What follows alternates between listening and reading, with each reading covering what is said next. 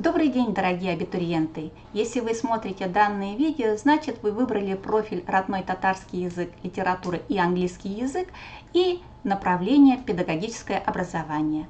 Я Гореева Раушания Рауфовна, и сегодня мы с вами рассмотрим некоторые моменты вступительных испытаний.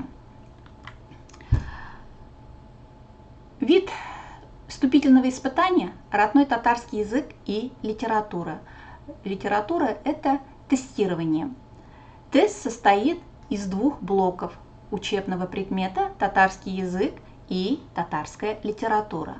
Структура тестовых заданий охватывает 5 модулей. Первый модуль – фонетика и лексика татарского языка, грамматика и орфография татарского языка, орфография, орфоэпия и пунктуация татарского языка, литературные произведения и герои, фольклор и особенности истории развития татарской литературы. В каждом модуле 25 вопросов, итого 125 вопросов. У вас есть всего лишь одна попытка в течение 60 минут ответить на 25 вопросов испытательного теста. Тест выполняется в дистанционной форме. Первый вход на сайт для выполнения тестов осуществляется через логин и пароль, отправленные на электронную почту. Последующее посещение сайта вы осуществляете под своим паролем, который вы меняете при первом входе в учетную запись. Перед каждым экзаменом нужно будет сфотографироваться и прикрепить цветную фотографию, где видно ваше лицо и главный разворот вашего паспорта. Время, отведенное на прохождение экзамена, ограничено. Еще раз предупреждаю, у вас есть всего лишь одна попытка. С расписанием и программой вступительных испытаний вы можете ознакомиться на сайте приемной комиссии abitur.bspu.ru.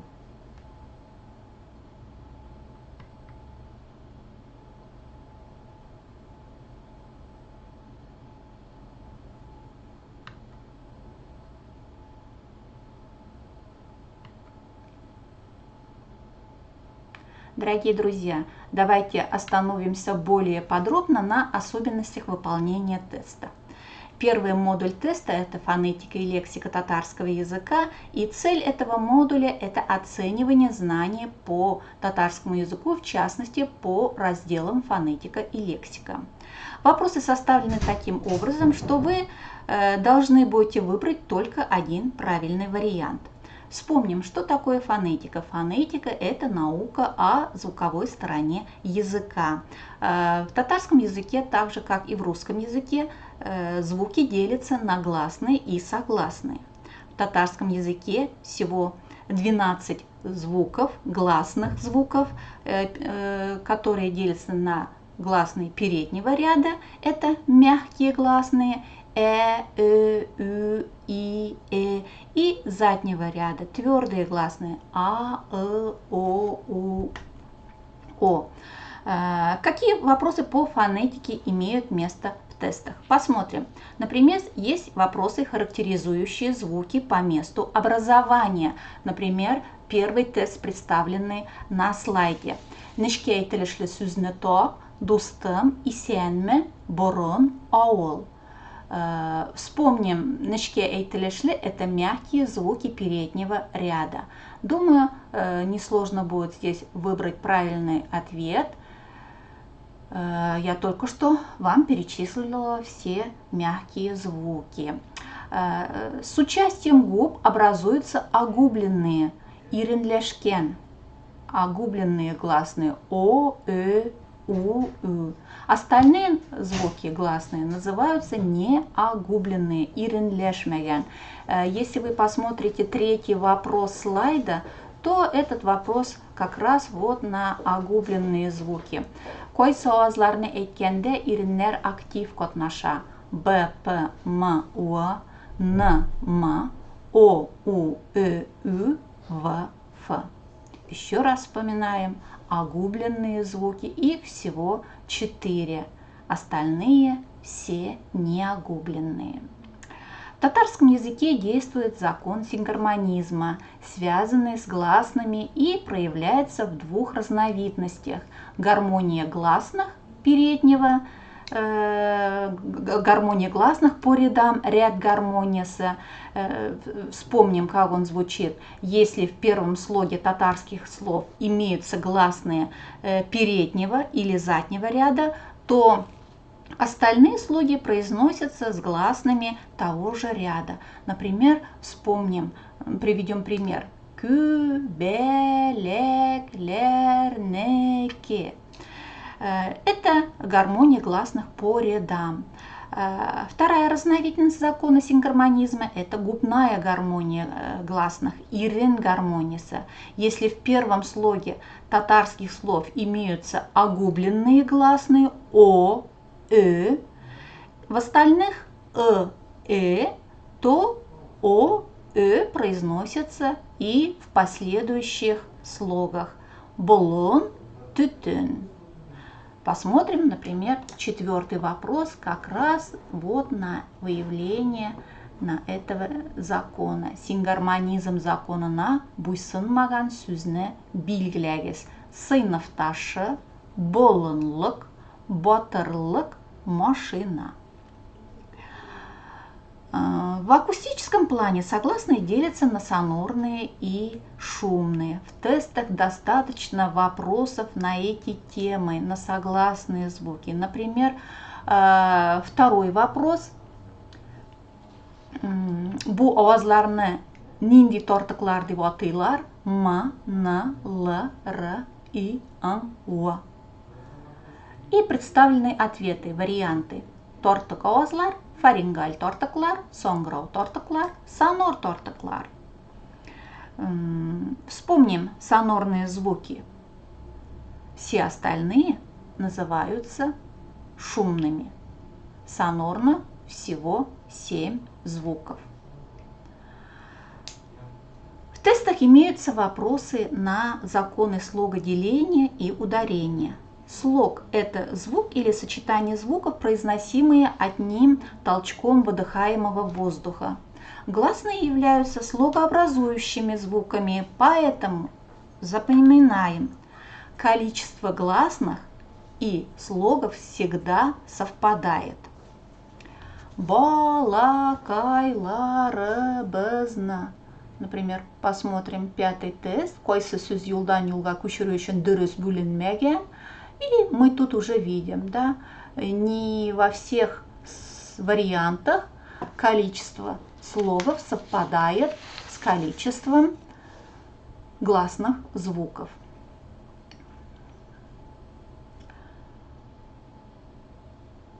Ударение. Ударение – это выделение слога или слова силой голоса или повышением тона. В исконно-татарских и арабо-персидских заимствованиях ударение всегда падает на гласную последнего слога, но есть исключения. На эти исключения и имеются пара вопросов. Например, в татарском языке есть аффиксы, которые не принимают ударение. В таком случае ударение падает на предыдущий слог. Поэтому вам нужно будет обязательно повторить вот эти слова исключения. Ну, можем, например, я перечислю пару из них. Например, некоторые союзы, щенки, лекин, наречия, хазер, бойтак, хоман, местоимения определительные, например, херкем, борлык, отрицательные местоимения, беркем, хишкем, вопросительные местоимения, нинди, койса. Вот эти все слова имеют ударение в первом слоге. Посмотрим второй модуль. Второй модуль охватывает один из самых главных разделов татарского языка – грамматику и орфографию. В данном модуле имеются вопросы, относящиеся к словообразованию, морфологии и синтаксису татарского языка. Вспомним, что такое словообразование. Словообразование – это раздел науки, занимающийся изучением морфемного состава слова. Например, первый вопрос, второй вопрос – это как раз на анализ слова по составу. Китапларыңа сөзінде неше мәгнәви кисәк бар? Чтобы ответить на этот вопрос, нам нужно сделать морфемный анализ. Рассмотрим. Китапларыңа. Лар – это күплек кушымчасы, тартым кушымчасы, келеш кушымчасы. И думаю, вы дальше легко ответите на этот вопрос. В данном разделе имеются вопросы на все части речи татарского языка. В татарском языке имеется несколько групп, выделяется несколько групп частей речи. Это самостоятельные мустакиль сүз төркемнәре. Сюда у нас относятся исем, сыйфат, сан, алмашлык, фигыль, рәвеш, аваз ияртемнәре, хәбәрлек сүзләр.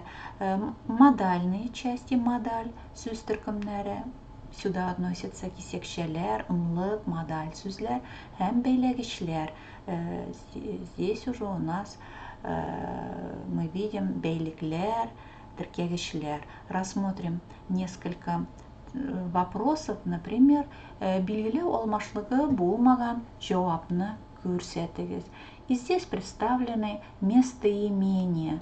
И мы видим среди определительных местоимений билгеләү алмашлыгы, среди них имеются личные местоимения.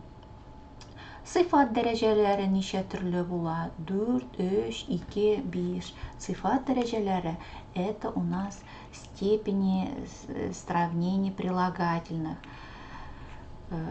Вспомним, какие степени сравнения имеются у прилагательного в татарском языке.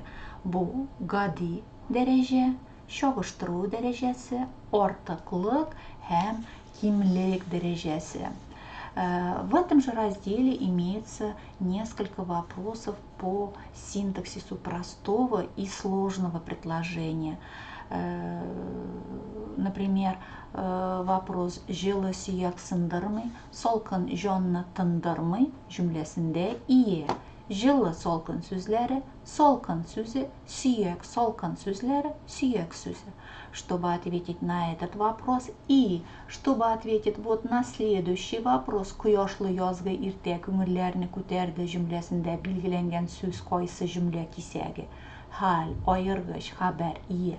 Чтобы ответить правильно на эти вопросы, нам нужно вспомнить хабарлик составом. В первом примере, например, из скольки предложений состоит ниче хабарлик составы бар bu cümlede. Жылы сындырмый, солкын тындырмый. А во втором примере кояшлы язгы иртә нам просто нужно поставить вопрос. Кояшлы язгы иртә ияртүче сүздән иярүче сүзгә сорау куярга кирәк һәм шушы сораудан чыгып инде без билгели алабыз. Нинди сорау куела? Нинди иртә? Следующий раздел, модуль вступительных испытаний – это орфография, орфоэпия, пунктуация татарского языка. Цель этого модуля – это оценивание умений и навыков абитуриентов по татарскому языку. Посмотрим, здесь все тесты в основном на орфоэпию, орфографию, на пунктуацию татарского языка. Например, первый вопрос – нечкелек харифе куелган сүзләр рәте. Где здесь, в каком ряде во всех словах ставится нечкелек белгisi, мягкий знак. Тагдим. Здесь у нас слово произносится твердо, к увулярные, поэтому у нас твердый знак ставится. Во втором ряду тоже ихтибар, есть твердый знак. Сагат, шигыр, мигдар, гам, бягыр, танкит. Думаю, вам несложно будет определить правильный вариант. Әйтелеше белән язылышы туры килмәгән сүзне билгеләгез.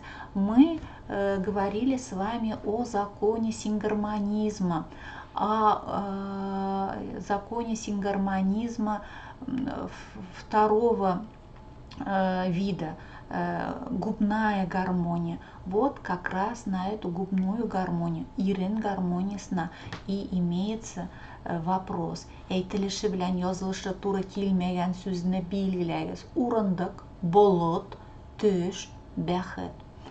Хаталы сүзләрне тап. Элгеч, кемнең, эрли, тешсез. И особенно, извините, и особенно интересен вопрос вот следующего порядка. Любовь сүзенең татарча дөрес язылышын күрсәтегез. Несмотря на то, что данное слово часто употребляется молодежью, к сожалению, не все правильно пишут это слово. Мәхәббәт, мәхәббәт, мәхәббәт, мәхәббәт. Вот этот вопрос вам надо будет тоже заранее узнать. Не буду говорить, какое правильное написание. Это у нас вопросы, относящиеся к третьему модулю. 4 и 5 модуль вступительных испытаний охватывают вопросы, относящиеся к татарской литературе. 4 модуль – это литературные произведения и герои. Здесь имеются вопросы по авторам, их произведениям и героям тех или других произведений. Например, посмотрим вопрос, выберем. Әмирханинеки үзенең гомер юлына әйләнеп карап, тормышның кадерле мизгелләрен, кыйммәтләрен барлап, документаль биографик әсәрен язды. Шул әсәр ничек атала? Вспомним, у Амирхана Еники, конечно же, вы знаете рассказ, повесть «Әйтелмәгән васыят». Но здесь авторы не зря выбрали два его произведения. Второй, вернее первый, «Соңгы китап», по названию уже подсказывает, да, гомер юлына әйләнеп карап, тормышның кадерле мизгелләрен барлап язылган әсәр, «Соңгы китап» әсәре. Татар әдәбиятының алтын дәвре дип кайсы чор атала? 20-нче йөз башы, 20-нче йөз азагы, 19-нче йөз азагы, 19-нче йөз башы. Думаю, вы правильно ответите, если назовете период, когда творил Габдулла Тукай. Следующий модуль вступительных испытаний охватывает вопросы по фольклору и особенностям истории развития татарской литературы. Есть вопросы, что такое сюжет, нәрсә ул сюжет, что мәгърифәтчелек хәрәкәте нәрсәдән башлана, кстати, очень интересный вопрос. Завод, фабрикалар салудан, мәктәп, мәдрәсәләрне реформалаштырудан, китап бастыру эшеннән, гаилә тәрбиясеннән. И что такое фольклор? Әкият, бәйет, җыр, халык авыз иҗаты, дастаннар тупланмасы, җырлар җыентыгы. Думаю, вы все ответите правильно, если выберете халык авыз иҗаты. Фольклор ул халык авыз иҗаты. Вот, в принципе, это все разделы вступительных испытаний, родной татарский язык и литература.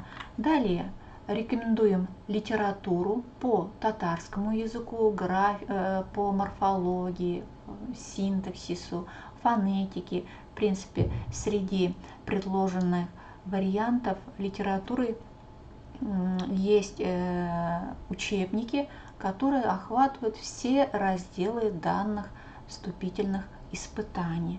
И литература по татарской литературе, а также предлагаются интернет-ресурсы.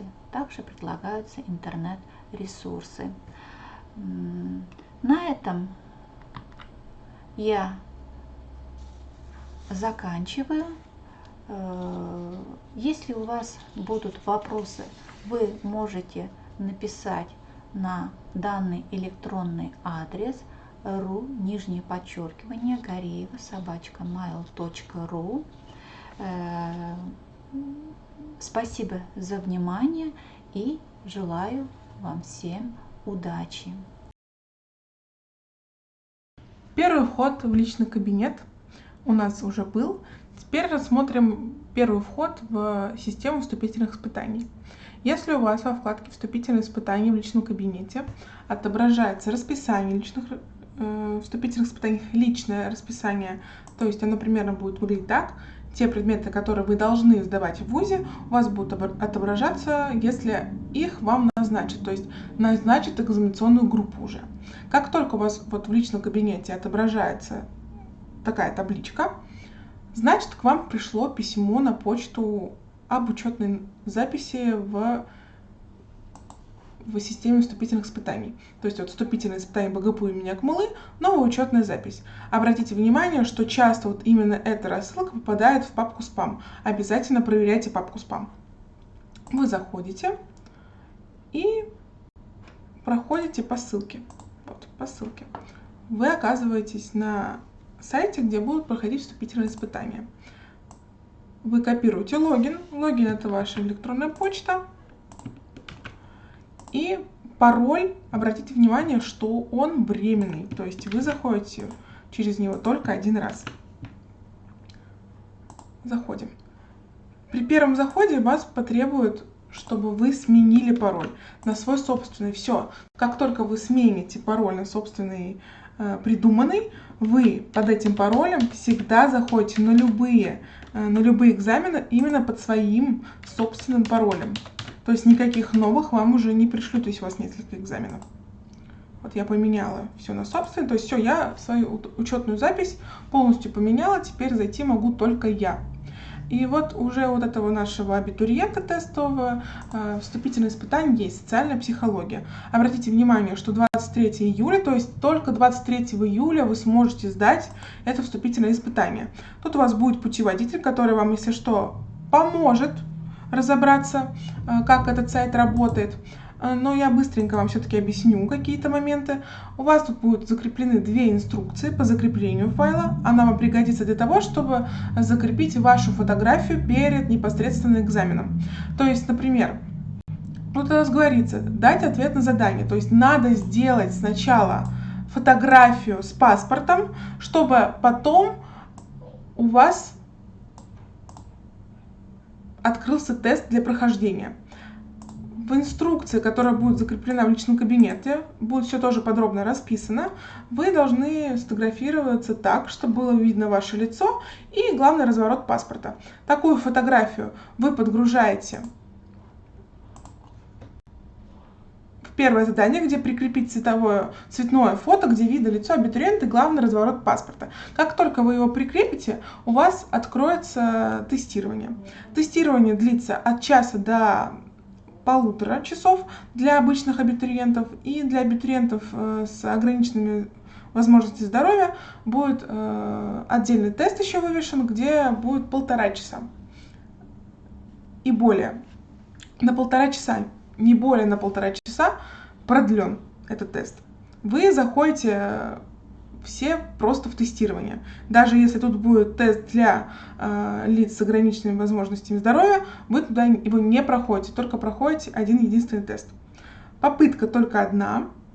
Если у вас какой-то технический сбой, то, пожалуйста, сразу же вы пишите на почту приемной комиссии или звоните на почту приемной комиссии.